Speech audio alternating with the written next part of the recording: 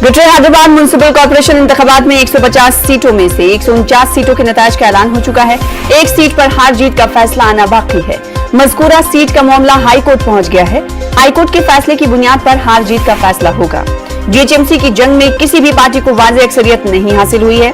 150 सीटों वाली कॉर्पोरेशन में टीआरएस नंबर 1 पार्टी बनकर जरूर सामने आई है, लेकिन जीत कर भी जीत की खुशी फीकी है। वहीं बीजेपी ने 48 सीटों के मकाम पर यानी 48 सीटों के साथ दूसरा मकाम हासिल किया है। वैसी की पार्टी ऑल इंडिया मजलिस-ए-इत्तेहादुल मुस्लिमीन 44 सीटों के साथ तीसरे मकाम पर रही। कांग्रेस के हाथ सिर्फ 2 सीटें लगी हैं। 2016 में भी कांग्रेस के खाते में 2 ही सीटें थी, कोई बढ़त और कोई कमी नहीं। वहीं कांग्रेस सदर उत्तम कुमार रेड्डी ने अपने ओहदे से इस्तीफा दे दिया है। जीएचएमसी इंतखाब में इस बार कांग्रेस को महज 2 सीटें मिली हैं, जो पार्टी के लिए इंतहाई मायूस कुन है। पार्टी का कहना है कि ये रिजल्ट वैसा नहीं है जैसा कि उम्मीद की जा रही थी।